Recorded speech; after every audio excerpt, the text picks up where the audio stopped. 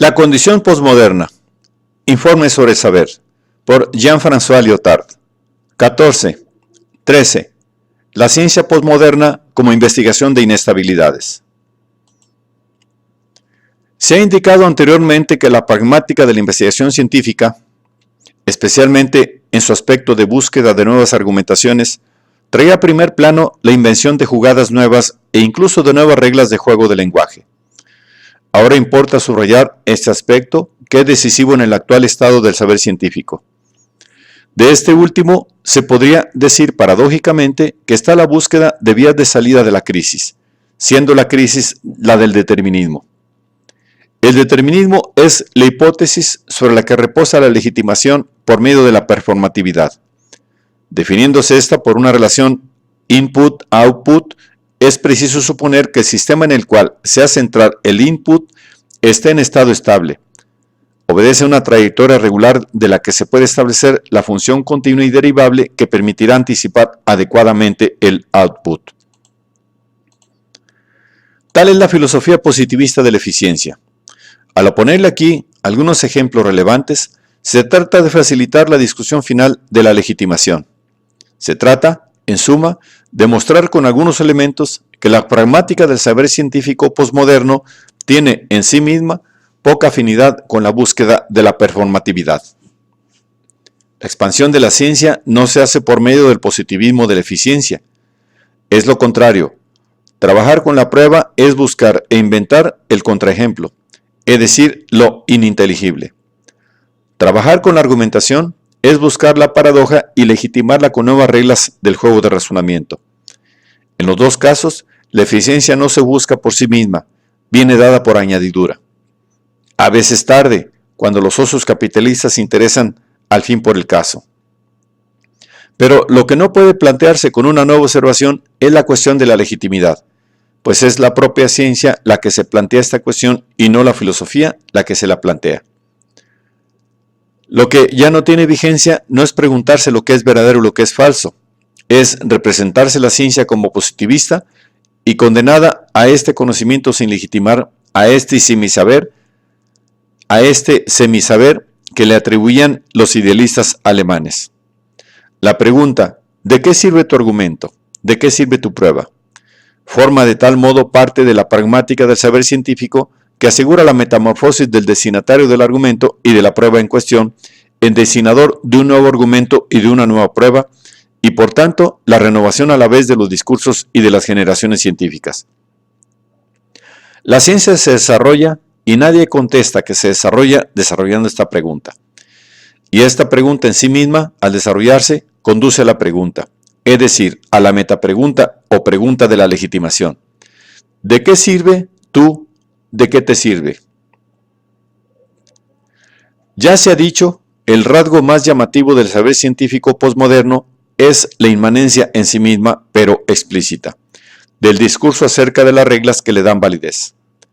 Lo que ha podido pasar a fines del siglo XIX por pérdida de legitimidad y caída en el pragmatismo filosófico o en el positivismo lógico no ha sido más que un episodio del cual el saber surge por la inclusión en el discurso científico del discurso acerca de la validez de enunciados con valor de leyes. Esta inclusión no es una operación sencilla, ya se ha visto, da lugar a paradojas asumidas como eminentemente serias y a limitaciones del alcance del saber que de hecho son modificaciones de su naturaleza. La investigación matemática que desemboca en el teorema de Gödel es un auténtico paradigma de ese cambio de naturaleza.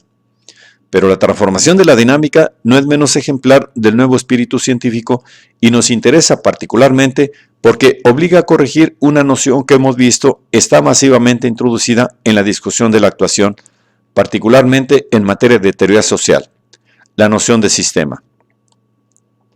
La idea de actuación implica la de sistema de fuerte estabilidad porque reposa sobre el principio de una relación. La relación siempre calculable en principio entre calor y trabajo, entre fuente caliente y fuente fría, entre input y output. Es una idea que procede de la termodinámica. Está asociada a la representación de una evolución previsible de las actuaciones del sistema a condición de que se conozcan todas sus variables. Esta condición es expresada con claridad a título de límite por la ficción del demonio de Laplace. En posesión de todas las variables que determinan el estado del universo en un instante t, puede prever su estado en el instante t' mayor que t. Esto es sostenido por el principio de que los sistemas físicos, incluido el sistema de sistemas, que es el universo, obedece a regularidad y por consiguiente su evolución traza una trayectoria previsible y da lugar a funciones continuas normales y a la futurología. Con la mecánica cuántica y la física atómica, la extensión de ese principio debe ser limitada, y eso de dos maneras, cuyas implicaciones respectivas no tienen el mismo alcance.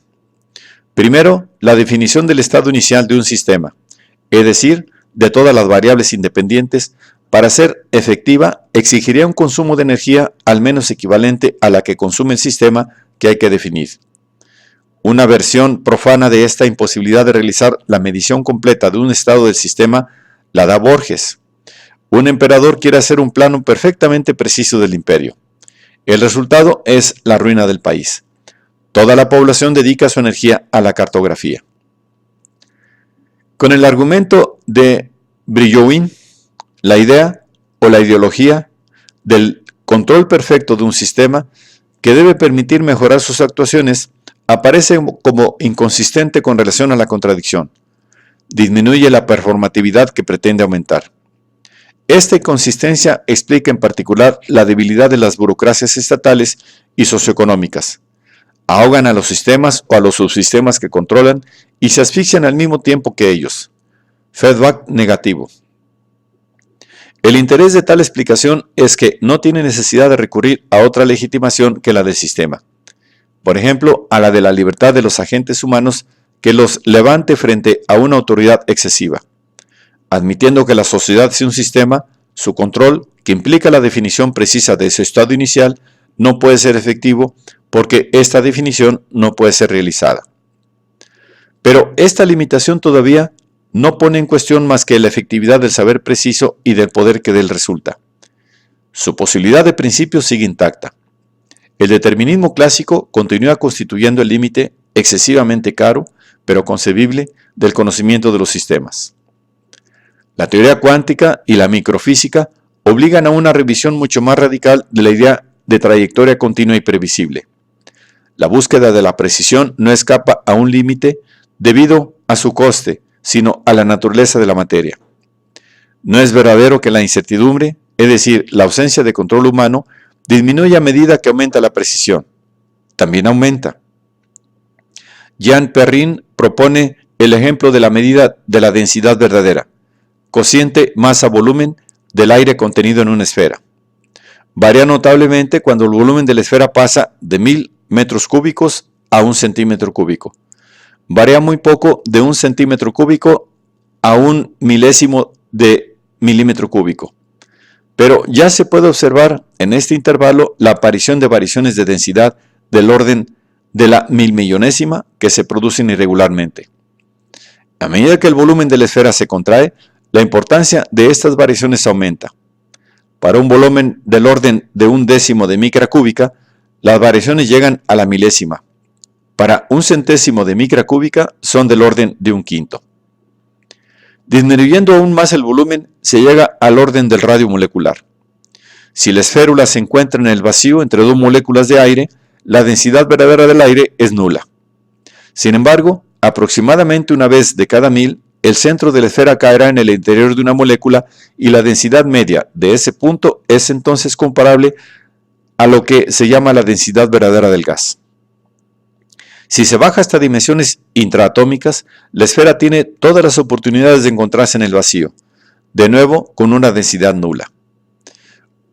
Una vez de cada 1.000.000 de casos, sin embargo, su centro puede encontrarse situado en un corpúsculo o en el núcleo del átomo, y entonces la densidad será muchos millones de veces superior a la del agua. Si la esférula se contrae más, probablemente la densidad media volverá a ser nula enseguida, así como la verdadera densidad, salvo por ciertas posiciones muy raras donde alcanzará valores desmesuradamente más elevados que los precedentes. El conocimiento referente a la densidad del aire se resuelve, pues, en una multiplicidad de enunciados que son incomparables absolutamente. y no se vuelven compatibles más que si son relativizados con respecto a la escala elegida por el enunciador. Por otra parte, a determinadas escalas, el enunciado de esta medida no se resume en una afirmación simple, sino en una afirmación modalizada del tipo: es plausible que la densidad sea igual a 0, pero sin excluir que sea del orden de 10 a la n, siendo n muy elevado. Aquí, la relación del enunciado del estudioso con lo que dice la naturaleza parece proceder de un juego de información no completa. La modalización del enunciado del primero expresa el hecho de que el enunciado efectivo, singular, que exterioriza la segunda, no es previsible. Lo que es calculable es la oportunidad de ese enunciado. Lo que es calculable es la oportunidad de que ese enunciado diga más que aquello. En un plano microfísico, una mejor información, es decir, más performante, no se puede obtener. La cuestión no es saber lo que es el adversario, la naturaleza, es saber a qué juego juega. Einstein se rebelaba ante la idea de que Dios juega a los dados. Es, sin embargo, un juego que permite establecer regularidades estadísticas suficientes, tanto peor para la imagen que se tenía del supremo determinante. Si jugaba al bridge, los azares primarios que encuentra la ciencia deberían ser imputados, ya no a la indiferencia del lado con respecto a sus caras, sino a la astucia, es decir, a una elección en sí misma dejada al azar entre múltiples estrategias puras posibles. En general, se admite que la naturaleza de un adversario indiferente, pero no astuto, y se distingue a las ciencias de la naturaleza de las ciencias del hombre basándose en esa diferencia. Eso significa, en términos pragmáticos, que la naturaleza en el primer caso es el referente, mudo, pero tan constante como un dado lanzado un gran número de veces, con respecto al cual los científicos intercambian enunciados denotativos, que son las jugadas que se hacen unos a los otros. Mientras que en el segundo caso, al ser el hombre el referente, es también un compañero que, al hablar, desarrolla una estrategia, incluida la mixta, frente a la del estudioso. El azar al que éste escapa entonces no es de objeto o de indiferencia, sino de comportamiento o de estrategia, es decir, agnóstico. Se dirá que esos problemas conciernen a la microfísica y que permiten el establecimiento de funciones continuas suficientemente cercanas como para permitir una buena previsión probabilística de la evolución de los sistemas. Así, los teóricos del sistema, que también son los de la legitimación por la actuación, creen recuperar sus derechos. Sin embargo, se ve dibujarse en la matemática contemporánea una corriente que pone en cuestión la medida precisa y la previsión de comportamientos de objetos a escala humana. Mandelbrot sitúa sus investigaciones bajo la autoridad del texto de Perrin que hemos comentado, pero extiende el alcance en una dirección inesperada.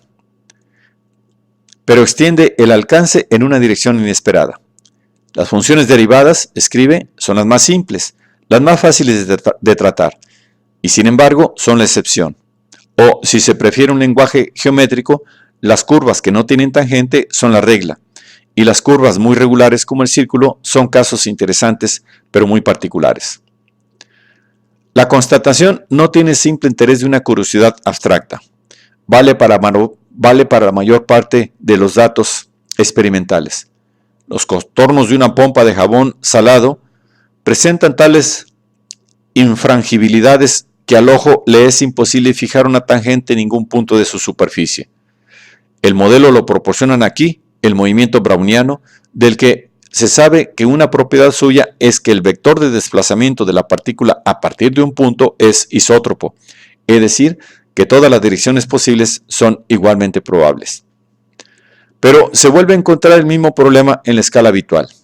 Si, por ejemplo, se quiere medir con precisión la costa de Bretaña, la superficie de la Luna cubierta de cráteres, la distribución de la materia estelar, la de las ráfagas de ruidos en una comunicación telefónica, las turbulencias en general, la forma de las nubes, en resumen, la mayor parte de los contornos y distribuciones de cosas que no han sufrido la regularización debido a la mano del hombre.